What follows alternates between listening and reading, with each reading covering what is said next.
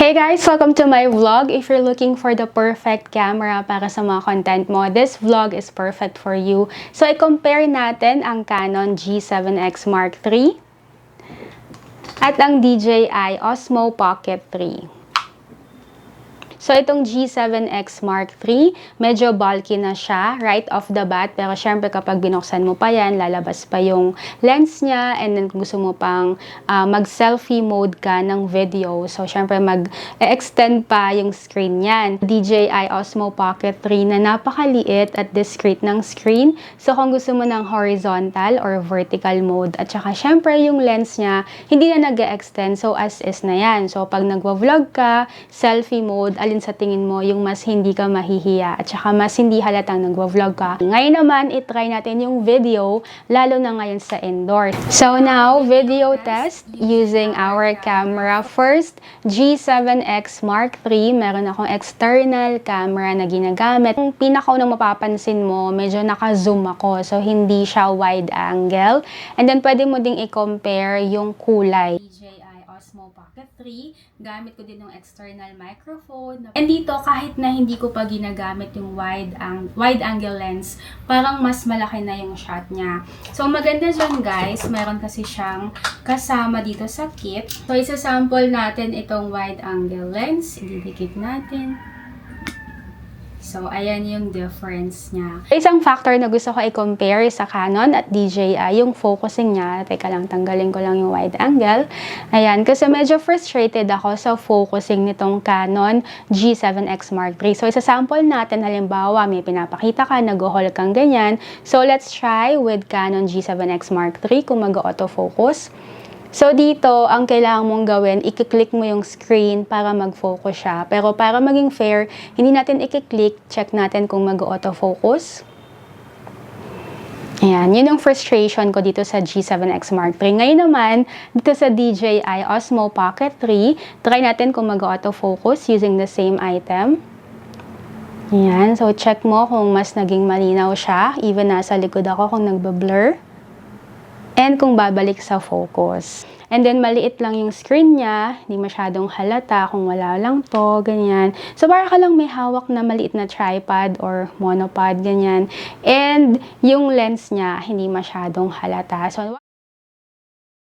So, andito na tayo sa outdoor para i-test ang ating dalawang camera. So, as you can see, dito tayo sa park na medyo maingay ngayon. G7X Mark III with external microphone. And DJI Osmo Pocket with external. So, hindi ko alam kung na-try nyo na to, guys. Wow! Hello! Hello, what's your name? Ano po name niya?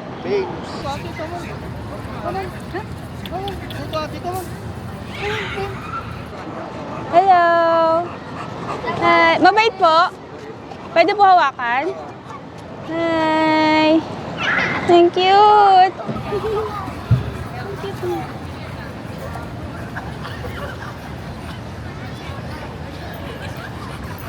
Hello!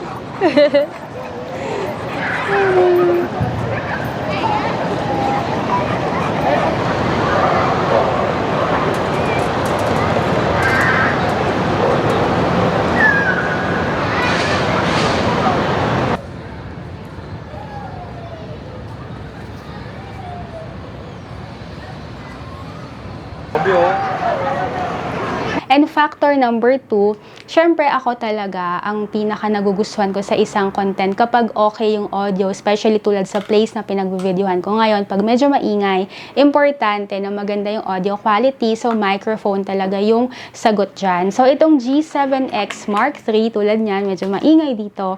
Kapag gagamitin mo siya as is na walang microphone, medyo mahina yung pick up. So ang ginagawa ko dyan, gumagamit ako ng external microphone. So, ganyan. Ang difference lang nito, meron pa siyang transmitter, receiver. So, dalawa pa yung additional gadget na kailangan mo i-charge, dalhin. So, medyo additional bulk. And kailangan mo pang i-charge yung gadget. Ito namang DJI Osmo Pocket 3. Kung yung creator combo na yung pipiliin mo, meron na siyang kasamang microphone. So, ito na yon.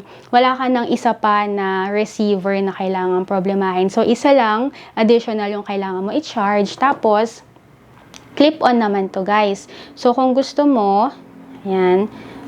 So kung gusto mo medyo kita siyang ganyan, pwede mo i-clip-on tulad ng gamit ko ngayon. Or, kung gusto mo yung discreet talaga, meron siyang kasamang magnet. So, itago mo lang sa loob ng damit mo. And then, ilagay mo yung magnet. And then, pwede ka na ngayong mag-video. So, tingnan mo yung difference. So, tulad ngayon, ito yung sample microphone. Halimbawa, mag-vlog ka using G7X Mark III. So, meron ka pang naka-extend na external receiver, transmitter, ganyan. Tapos, nakalabas pa yung lens and yung screen. So, medyo halata talagang vlogger ka. As compared to this, pwedeng nakatago lang yung microphone. So, meron ka lang magnet na maliit. Dito naman tayo ngayon sa mall, indoor setting. So, low light. Camera, gadget, mic. Galing, nakikita nila.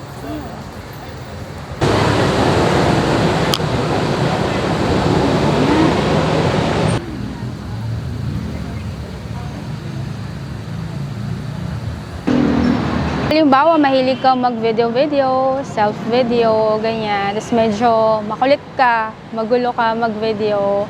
Ayan naman yung comparison niya. So, nagandahan lang ako sa G7X. Siyempre, mas maganda, mas malaki yung screen. So, mas nakakita mo kung ano yung currently video mo. Pero, kung gusto mo nga na medyo mas discreet, itong DJI Osmo Pocket, mas discreet talaga siya. Hindi masyadong halata. Nag-video ka. Yeah.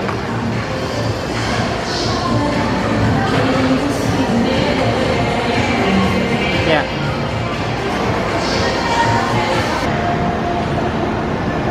Konti ngayon. Yung tao.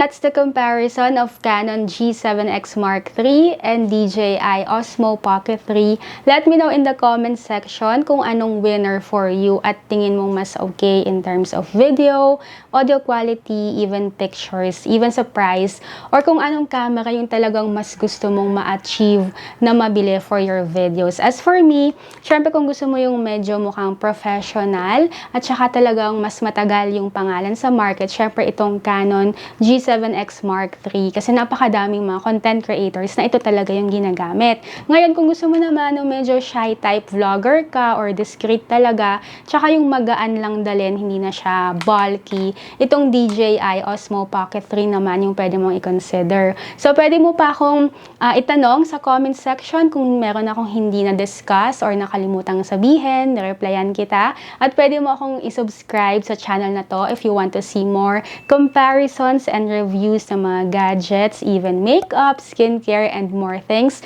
Follow mo din ako sa social media, guys. Sa TikTok, Instagram ako. Username at Christine Roses. So, thank you for watching and I will see you next time. Bye, guys!